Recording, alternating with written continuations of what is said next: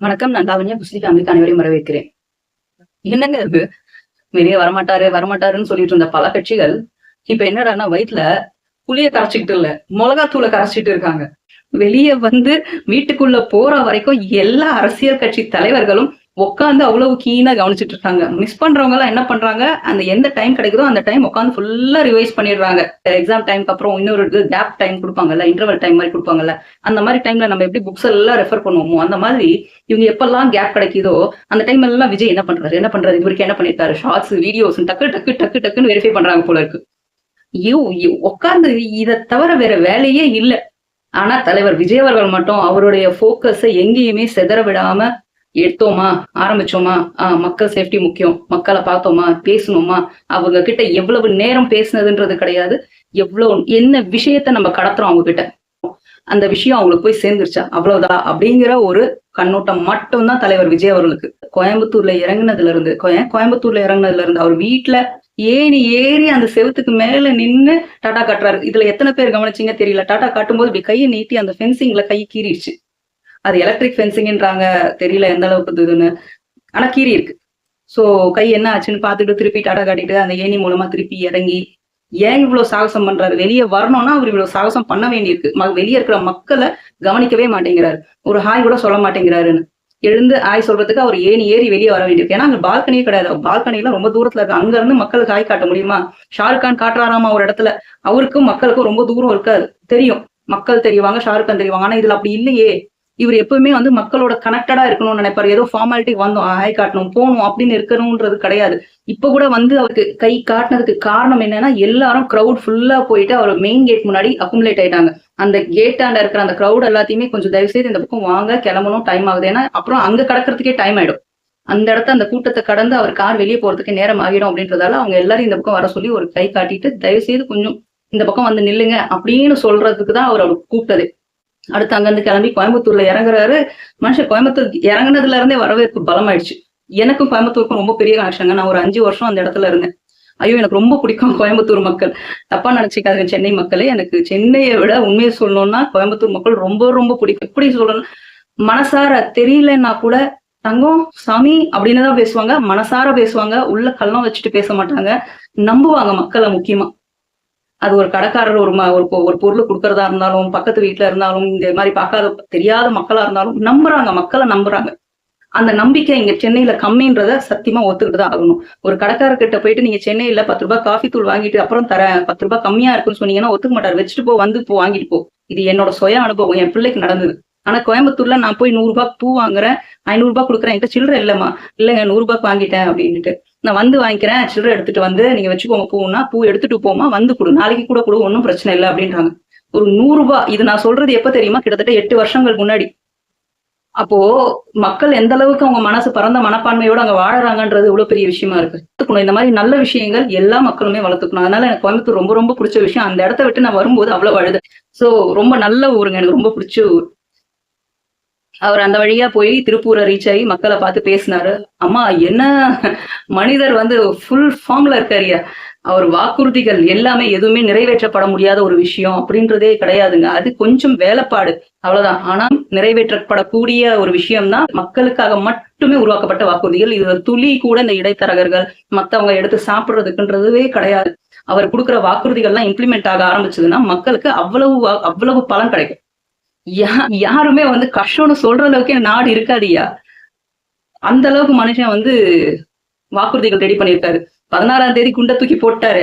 வாக்குறுதிகள் எங்களது manifesto book release ஆக போகுதுன்னு, அதுக்காக இப்போல இருந்தே காத்துக்கிட்டு இருக்காங்க.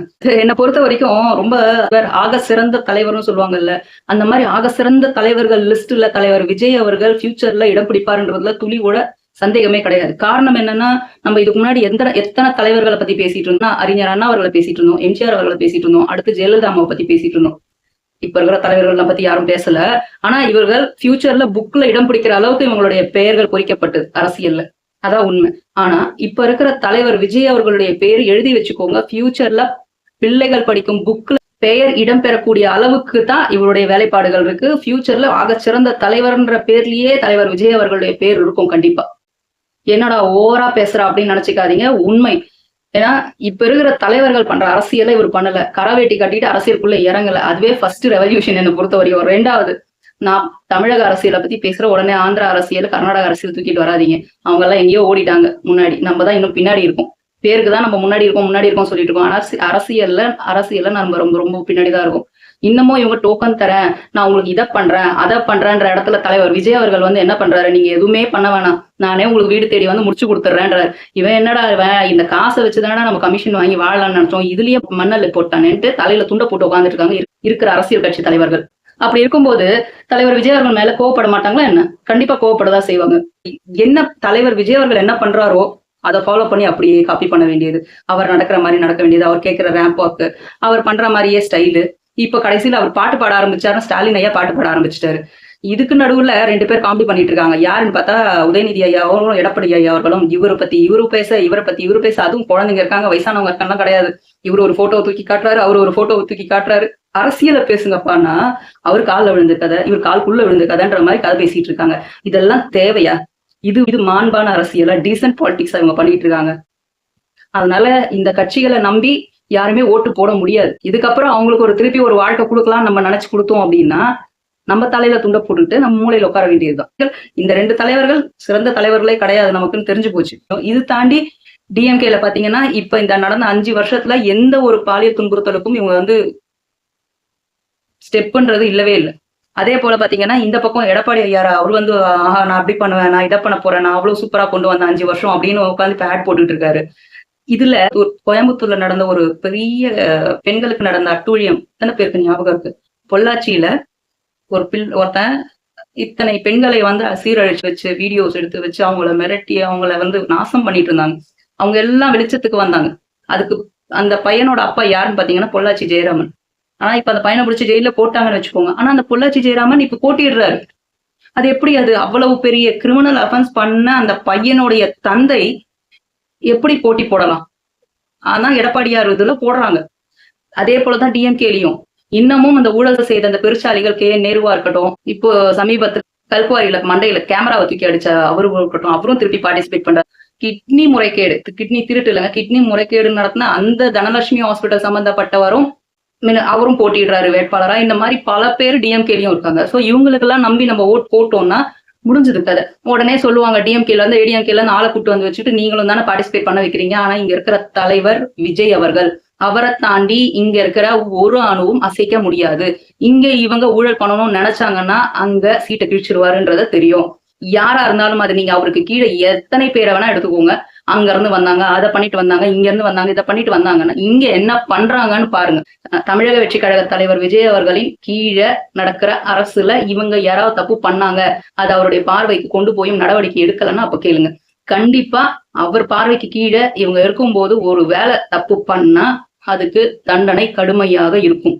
இது நான் சொல்றது இல்லைங்க, நடக்கும். நீங்க வேணா பாருங்க, தெரியும். முக்கியமா நான் சொல்ல வேண்டியது நெசவாளர்களே, முக்கியமா நமக்கு சைட்ல இருந்து யாருமே இனிமே நீங்க உங்க கிட்னியை விற்க வேண்டிய அவசியமே கிடையாது. உங்க கிட்னி இனிமே சேஃபா இருக்கும். ஏன்னா அந்த காசு இல்லாம கடன் பட்டு தானே, கடனுக்காக தானே போய் அந்த கிட்னியை விற்கிற நிலைமைக்கு போனீங்க. இனிமே இந்த இடைத்தரகர்கள் ஒரு டாகி ஃபெல்லோ வந்து உள்ள நடுவுல கத்திக்கிட்டே இருந்தது டிஎம்கேல இருந்து, அந்த மாதிரி எந்த ஃபெல்லோவும் வந்து உள்ள கத்துற அளவுக்கு இல்லாம உங்களுக்கு டைரக்டா தமிழக வெற்றி கழகத்தின் தலைவர் விஜய் அவர்கள் வந்து எல்லா உதவிகளும் செய்வார்ன்றதுல எந்த ஒரு ஐயமும் இல்லை. இனிமே அவங்கவுங்க கிட்னி சேஃபா இருக்கும் அவங்க இடத்துல. அதனால தைரியமா நிம்மதி பெருமூச்சோட தமிழக வெற்றி கழகத்தின் தலைவர் விஜய் அவர்களுக்கு ஓட்டு போட்டு அவர்களை ஜெயிக்க வைப்போம். அடுத்து திருமா ஐயா, என்ன ஆச்சுன்னே தெரியலங்க இந்த திருமா ஐயாவுக்கு. பாவமா இருக்கு. நான் பார்க்கும்போது அவர் மேல ரொம்ப மரியாதை இருக்கு எனக்கு. ஆனா சில விஷயங்கள்ல நான் அப்பப்போ அவரை வந்து அந்த மாதிரி இதை செஞ்சிருக்கலாம் அதை செஞ்சிருக்கலாம் அப்படின்னு சொல்லிட்டு இருந்தேன். ஆனா இப்ப நினைக்கும் போது அவரை பார்க்கும்போது நிஜமாவே பாவமா இருக்கு. மனுஷன் என்ன டென்ஷன்ல இருக்காரு இல்ல என்ன ஸ்ட்ரெஸ்ல இருக்காருன்னே தெரியல. பப்ளிக்ல தினமும் ஒரு சிறுத்தை குட்டி அவர்கிட்ட அடி வாங்குறாங்க. ஐயோ பாவம், அவங்க கிட்ட ஆசீர்வாதம் குழந்தைய தூக்கிட்டு போய் குத்தா கூட இறங்கும் போது அந்த குளுத்தவன் தலையிலேயே ஓங்கி ஒண்ணு போடுறாரு. வண்டி ஏறவனுக்கு பலார்னு ஒண்ணு வைக்கிறாரு. வண்டி ஏற முற்படுறவனுக்கு போர்ட்லயே பலார்னு ஒண்ணு முதுகுலயே வைக்கிறாரு. என்ன ஆச்சுன்னே தெரியல. பாவம், அவர் ரொம்ப டென்ஷனா இருக்காரு. அவரு இந்த எலெக்ஷன் எல்லாம் முடிஞ்சு தனக்கு கொடுக்குற சீட்டையும் வேணாம் அப்படின்னு சாக்ரிஃபைஸ் பண்ணிட்டாரு. உள்கட்சி பூசல் என்ன நடக்குதுன்னு தெரியல. பாவம், அவர் வந்து ஸ்டேஜ் ஏறி பேசும்போது கூட அவருக்கு மரியாதை கொடுக்காம ஒரு அம்மா உட்காந்துட்டு காலை ஆட்டிட்டு இருந்தாங்க. ஆனா முதலமைச்சர் எழுந்து பேசும்போது மட்டும் எழுந்து நின்று தலையை குனிஞ்சு மக்கள் கிட்ட வணக்கம் வைக்கிறாங்க. இந்த அளவுக்கு அவரோட நிலைமை டிஎம்கேல ஆயிப்போச்சு. நான் இதுக்கு முன்னாடியே சொன்னேன், இந்த பக்கம் வந்திருந்தா தங்க தாம்பாள தட்டுல வச்சு பார்த்து இருந்திருப்பாங்க. ஆனா உங்களுக்கு அங்கதான் வேணும்னு பிடிவாதமா உட்காந்துருக்கீங்க. இன்னும் எவ்வளவு அசிங்கப்பட போறீங்களோ தெரியல. நிஜமாவே பாவமா இருக்கு எனக்கு உங்களை நினைச்சா. ஐயோ பாவம்ன்றது சொல்றதை தவிர வேற எந்த இதுவும் என்னால பண்ண முடியல. அடுத்து பாத்தீங்கன்னா இன்னொருத்தர் இந்த பக்கம் குறுக்க மறுக்க ஓடிட்டு இருக்காரு. அந்த அண்ணனை பத்தி நான் பேசணும்னு அவசியம் கிடையாதுதான் இங்க. ஆனா ஏன் சொல்றேன் அப்படின்னா, திரும்ப ஐயா பேசுனதை வச்சு இவர்கிட்ட இன்டர்வியூ எடுக்கிறாங்க. விஜய் அவர்களா, ஸ்டாலின் அவர்களா, எடப்பாடி அவர்களான்னு டிபேட் வைக்கிறாங்களாம். இவரை பத்தி எடுக்கவே இல்லையா? அதுக்கு கீழே அத்தனை தும்பிகள் வந்து கதறுக்கு. அத்தனை தும்பிகள் வந்து கதறாங்க. எல்லாம் காசு வாங்கிட்டு பண்றாங்க அப்படின்னுட்டு. காசு வாங்கிட்டு வந்த கூட்டம் இதெல்லாம்னு இந்த குறுக்க மறுக்க ஓடுறவங்க பேசுறாங்க. காசு வாங்கிட்டு கூட்டிட்டு வர அளவுக்கு யாருங்க அவ்வளவு வெல்த்தியா இருக்கா தமிழக கட்சி கழகத்துல? இல்ல கோடீஸ்வரங்களா இங்க இருக்கிறவங்க எல்லாம் அன்னன்னைக்கு வர சம்பளத்தை வச்சு வாழற கட்சி தம்பிகள். வேட்பாளர்களே அப்படி கிடையாதுன்னு போது கீழே இருக்கிற தொண்டர்கள் மட்டும் என்ன பண்ணுவாங்க? எங்க இருந்து காசை கொடுத்துட்டு அவ்வளவு கூட்டத்தை சேர்க்க முடியும்? சரி, முதல் கூட்டத்துல சேர்த்தாங்க, ரெண்டாவது கூட்டத்துல சேர்த்தாங்க. அவ்வளவு கோடீஸ்வரர்கள் ஒரு ஒரு இடத்துலயும் இத்தனை பேரை கூட்டுறதுக்கு கொஞ்சமாவது லாஜிக் வேணா? இன்னொரு வார்த்தை சொல்றாரு அவர் ஒரு ஸ்டேஜ்ல, கூட்டம் அரசியல் இல்ல, கொள்கை தான் அரசியல். கூட்டம் தான் அரசியல். அந்த கூட்டம் இப்ப வரைக்கும் குறையாம, எங்க விக்கிரவாண்டியில ஆரம்பிச்ச கூட்டம் இப்ப வரைக்கும் குறையாம இல்ல, ஏறிக்கிட்டே போகுது. அந்த அதோட கெப்பாசிட்டி பாத்தீங்கன்னா, கூட்டத்தோட கெப்பாசிட்டி பாத்தீங்கன்னா அதிகமாகிட்டே போதே தவிர குறைஞ்ச பாடு கிடையாது. எல்லாம் சொல்றாங்க, சினிமா ஆக்ட்ரஸோ யார் வந்தாலும் கூட்டம் கூடும்னு சொல்றது என்னை பொறுத்த வரைக்கும் ஒரு லாஜிக் இல்லாத விஷயம். நீங்க சொல்ற ஆகச்சிறந்த நடிகரோ இல்ல நடிகையோ 10 வாட்டி கூட்டிட்டு வாங்களேன். இந்த மாதிரி இவர் வந்த இடத்துக்குலாம் 10 வாட்டி ஒரு இடத்துக்கு ஒரு நாள் கூட்டிட்டே வாங்க. இன்னைக்கு இங்க 10 நாள் ஷெட்யூல் ரெடி பண்ணி போட்டு கூட்டிட்டு மட்டும் வந்து பாருங்க. முதல் நாள் வந்த கூட்டம் 10வது நாள் வந்துச்சுன்னா நான் மொட்டை அடிச்சுக்கிறேன், சீரியஸா மொட்டை அடிச்சுக்கிறேன். ஆனா தலைவர் விஜய் அவர்களோட விஷயமே வேற. அந்த மனுஷங்கிட்ட இருக்கிற பவரே வேற. சீரியஸா சொல்றேன், இவரை இயற்கை கூட்டிட்டு வந்த தலைவர். நான் இதுக்கு முன்னாடியே சொன்னேன், திருப்பியும் சொல்றேன், இவர் இயற்கை நமக்கு அளித்த தலைவர். இந்த தலைவரை நம்ம இந்த தடவை விட்டோம்னு வச்சுக்கோங்க, ஒண்ணுமே பண்ண முடியாது. இந்த மாதிரியான ஒரு தலைவர் இனிமே கிடைக்கிறதும் ரொம்ப கஷ்டம். பல சகாப்தங்கள் ஆகும் என்னை பொறுத்த வரைக்கும். இங்க இருக்கிறவங்க முதல்ல வந்தவங்க விக்கிரவாண்டியில வேணா வந்தவங்க ரசிகர்களா இருந்திருக்கலாம். ரசிகர்கள்னு தாண்டி ஒரு ஸ்டேஜ், ஒரு மீட்டிங், ஒரு ஸ்டேஜ், இவர் கொடுக்குற அந்த வாக்குறுதிகள் இதெல்லாம் பார்த்து இந்த ரசிகர் கூட்டம் என்ன ஆகுது? இவருக்கு கீழே இருந்த ரசிகர் கூட்டத்துக்கு தாண்டி மக்கள்ல பெரியவங்க சின்னவங்கன்னு சில பேர் ஆடாவாங்க. அடுத்த கட்சியில இருக்கவங்க எல்லாம் இந்த சந்தோஷமா இருந்திருக்க மாட்டாங்க. ஏதோ ஒரு உள்ள குமுறல் இருந்திருக்கும், இது நமக்கு நடக்கலையே. இப்ப டிஎம்கேவா இருக்கட்டும், ஏடிஎம்கேவா இருக்கட்டும், நாம் தமிழர் கட்சியா இருக்கட்டும், மற்ற கட்சிகளா இருக்கட்டும், இதுல இந்த மனசுல சில பாரங்களா இருந்து இதெல்லாம் நடக்காம போச்சு, இது ஏன் இங்க நடக்கல, நம்ம கட்சியில இது நடந்திருக்கலாம்னு நினைக்கிற ஒரு கூட்டம் அவங்க. அடுத்து இதை தாண்டி இப்ப படித்த இளைஞர்கள் இருக்காங்கல்ல, அது ஒரு கும்பல். இப்போ ஃபர்ஸ்ட் டைம் ஓட்டர்ஸ்ன்றவங்க இவங்க இந்த எலெக்ஷன்ல ரொம்ப முக்கிய பங்கு வகிக்கிறாங்க. இவங்க என்ன பண்றாங்க? யோசிக்கிறாங்க, இந்த தலைவர் சொல்றது சாத்தியமா? இந்த தலைவர் சொல்ற வாக்குறுதிகள் எல்லாத்தையுமே நிறைவேற்றுவாரான்னு செக் பண்றாங்க. அடுத்து இந்த தலைவர் சொல்ற வாக்குறுதிகள் எல்லாத்தையும் நிறைவேற்றுவாரான்னு யோசிக்கிறாங்க. அந்த தும்பி கட்சியில ஒருத்தன் சொல்றோம், எங்கெல்லாம் விஜய் நிக்கிறாரோ அங்கெல்லாம் அவருக்கு எதிர்த்து போடி போடுவான்னு சொன்ன ஒரு காமெடி பீஸ் இருக்குல்ல, அந்த காமெடி பீஸ் இப்ப என்ன சொல்லுது? விஜய் அவர்கள் வந்து இதுக்கு முன்னாடி மீட்டிங் ரைட் டு சர்வீஸ் ஆக்ட்னு ஒரு விஷயத்த சொன்னாரு. அதை தூக்கிட்டு வந்து ரைட் டு நோ இன்ஃபர்மேஷன் ஆக்டோட மேட்ச் பண்ணி இதுதான் இருக்கேன், அப்புறம் இதுக்கு இது அப்படின்ற மாதிரி அடி படிடான்னு வீட்டுல சொல்லியிருப்பாங்க. தலைமையிலேயே அடிச்சு சொல்லி தரல போல இருப்பாங்க வீட்டுல. இதுவும் எப்படிங்க ஒன்னாகும்? நீங்க ஏன்னா கூகுள் வேணா அடிச்சு பாருங்க, இது வேற அது வேற. தகவல் அறியும் உரிமை சட்டம் அப்படிங்கிறது இன்ஃபர்மேஷன் தெரிஞ்சுக்கலாம். இது என்ன நடந்தது, இந்த டாக்குமெண்ட் என்னாச்சு, இந்த என்ன வேலைப்பாடு, இந்த ரெக்கார்டு எனக்கு வேணும் அப்படின்னு நீங்க வேணா இன்ஃபர்மேஷன் கேதர் பண்ணிக்கலாம் கவர்மெண்ட் கிட்ட இருந்து. சிலதுக்கு வராது ஆன்சர். ஆனா சர்வீஸ் ஆக்ட் வந்து எப்படி அப்படின்னா, நம்ம தலைவர் அவர்கள் சொன்ன சர்வீஸ் ஆக்ட் அப்படின்றது மக்களுக்கு நடக்க வேண்டிய பல விஷயங்கள், இப்ப சர்டிபிகேட் சம்பந்தமா இருக்கட்டும், இல்லைன்னா வேற ஏதாவது லைசன்ஸ் சம்பந்தமா இருக்கட்டும், இந்த மாதிரி விஷயங்கள் வந்து முடிஞ்சுதா முடியலையா அப்படின்றத ஒரு டைம் செட் பண்ணி, அதாவது 1 மாதம் 2 மாதம் அப்படின்னு டைம் செட் பண்ணி அதுக்குள்ள இதை முடிச்சு கொடுக்கணும் அப்படிங்கறத சர்வீஸ் ஆக்ட். இதுவும் வேற. அடுத்து அவங்க தலைவர் அதுக்கு மேல ஒரு காமெடி பீஸ். அந்த காமெடி பீஸ் என்ன சொல்றாரு? இவர் 2000ன்றாரு, இவர் 2500ன்றாரு. யார்? நம்ம தலைவரை தான் சொல்றாரு. 2500 ரூபாய் தரேன்னாங்கல்ல, அந்த வார்த்தையை கொண்டு வந்து எல்லாம் இலவசங்கள் தரேன்றாங்க. தாலிக்கு ஏன் தங்கத்தை கொடுக்குற? அதுக்கு அந்த பிள்ளைக்கு அந்த மணமகனை வந்து ஒரு வேலை செய்யற அளவுக்கு கொண்டு போய் விட்டா அவனே 3 சவரம் 10 சவரம் வாங்கி போடுவான். அடுத்தவன் கொடுக்க கூடாதுடா தாலிய, கட்டுறவன் புருஷன் தாண்டா கொடுக்கணும்ன்றாரு. இது நாங்க பிச்சை எடுக்கிறதுக்கு சமம். அது ஒருத்தர்கிட்ட வந்து நாங்க கையேந்த கூடாது, நாங்க சம்பாதிக்கணும், சுயமா சம்பாதிக்கணும், அதைத்தான் நான் பண்றேன்னு சொல்றேன். ஆனா நீ என்னையா பண்ணிட்டு இருக்க? சத்தியமா சொல்றேன், நான் ஒரு சீன் பார்த்தேன், அதுல இருந்து எனக்கு செம்ம காண்டுல இருக்கேன். நான் ஒரு சின்ன பிள்ளைய உண்டியல் குழுக்க விட்டுருக்காயா இவங்க கூட்டத்துல. நீ இந்த பேசுறானே ஒரு சாக்கடைன்னு ஒருத்தனம், இன்னொருத்தன் இடும்பாவனம் ஒருத்தனை வச்சுட்டு இருக்கிய, இவங்களை வச்சு உண்டியல் குழுக்க வேண்டியது தானே. அந்த சின்ன குழந்தை என்னையா பண்ணுச்சு உனக்கு? அது உன் குடும்பத்தில் உனக்கு கீழே வேலை பார்க்குற தொண்டர்கள் பிள்ளையா இருக்கணும், ஏன் உன் பிள்ளைய விட வேண்டியதுதானே உண்டியல் குழுக்க? அந்த குழந்தைய தூக்கிட்டு போய் உண்டியல் குழுக்க வைக்கிறிய கூட்டத்துல வெக்கமா இல்ல? ஒரு சாதாரண ஒரு அடித்தட்டு மக்களா இருந்தாலும் அவனுடைய பிள்ளை நாளைக்கு அவனுடைய வேலை செய்யக்கூடாது, அதையும் தாண்டி நீ பெரிய வேலை செய்யடா அப்படின்னு கடுமையா உழைச்சு, நான் கையெழுந்தனால நீ கையேந்த கூடாதுடா, நீ அதுக்கு மேல இருக்கணும்டான்னு எதிர்பார்ப்பான் அவங்க தகப்பன். ஆனா நீ என்ன பண்ண வைக்கிற உன் கூட்டத்துல? மனுஷனாயா நீ எல்லாம்? 2 பிள்ளைகளை பெற்ற தாயா பார்க்கும்போது எனக்கு அது வயிறு எரியுது. கையேந்தணும்னா நீ போய் கையேந்து. திரள் நிதி கொடுங்கன்னு கீழே போ. வீடியோல உட்காந்து பேசாத, ஸ்டேஜ்ல ஏறி பேசி முடிக்கிறல்ல, அதுக்கப்புறம் கீழே போய் இறங்கி அம்மா தாயா எனக்கு போடு, எனக்கு மீட்டிங் பாஸ் பத்தல போடு, கையை நீட்டு, முடிஞ்சா தைரியம் இருந்தா கையை நீட்டு. உனக்கு கூசுது இல்ல கையை நீட்டுறதுக்கு, அப்ப அந்த பிள்ளைக்கு இருக்காதாடா? மன்னிச்சுக்கோங்க. என்ன மாதிரி ஒரு 10 பெண்கள் சேர்ந்தாங்கன்னா முடிஞ்சது உங்க கதை. நல்ல ஒரு விஷயம் பேசிட்டு இருந்தோம். இந்த மனுஷனை பேசுறதால இல்லாத பிபி எல்லாம் வந்துரும் போல இருக்கு நமக்கு. மக்களே, நம்ம நல்ல விஷயங்கள் இது எல்லாத்தையுமே மக்களுக்கு கொண்டு போய் சேர்ப்போம். 16ஆம் தேதி தலைவர் விஜய் ரிலீஸ் பண்ணக்கூடிய அந்த மேனிஃபெஸ்டோ புக்கை மக்கள் எல்லாருக்கும் கொண்டு போய் சேர்ப்போம். வாக்களிப்போம் விசு சின்னத்தில். மேலும் பேசுவோம். நன்றி, வணக்கம்.